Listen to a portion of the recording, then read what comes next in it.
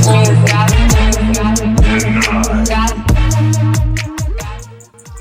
day everyone, my name is Alrahman A. Hassan from BSc 2 Alpha, and this is my video presenting the common hazard in our community. And the common hazard in our community is fire hazard. But first, let me explain what is fire hazard. Fire hazard. The term fire hazard is used by both fire professional and the lay public.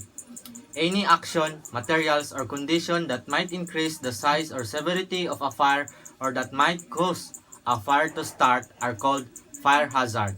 And later on, you will see why fire hazard is common in our community.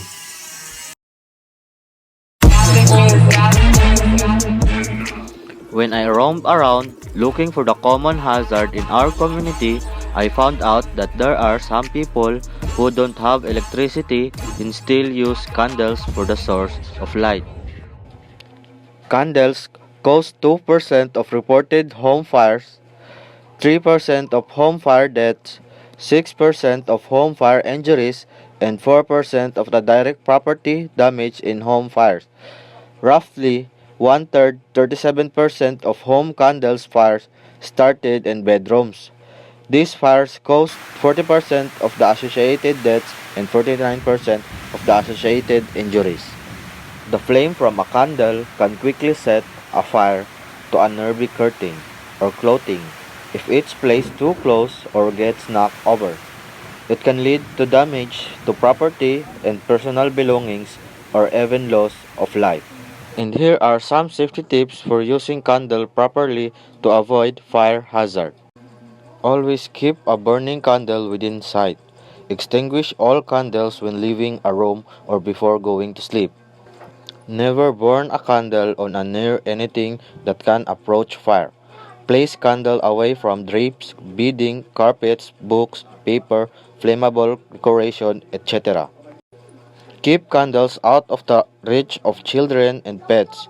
Don't place lighted candles where they might be knocked over by children or pets. Trim candle wicks to 1/4 inch each time before burning. Long or crooked wicks cause uneven burning and dripping. Always use candle holder specifically designed for candle use. The holder should be heat resistant, sturdy, and large enough to contain drips or melted wax.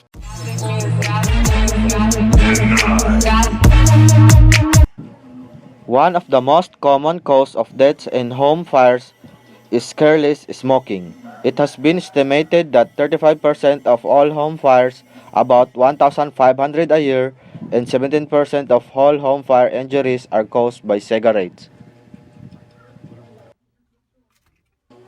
Tobacco is manufactured to burn at over 700 degrees Celsius and to stay alight, meaning it can remain smoldering and start a fire.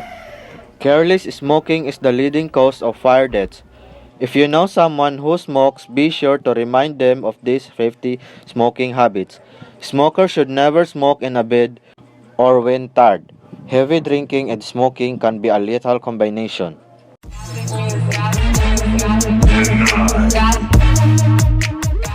Many children are naturally curious about fire and find it exciting to watch a flame appear from a lighter or match.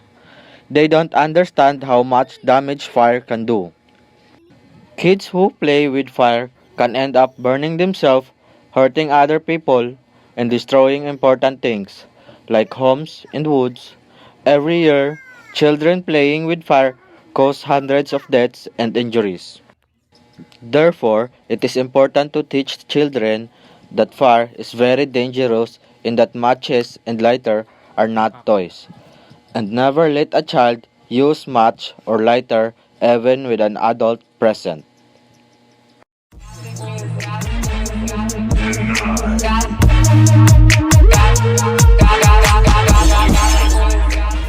And make sure keep the matches and lighters out of the reach of children, up high, preferably in a locked cabinet. Closely supervise children, making sure they are kept away from any other source of fire.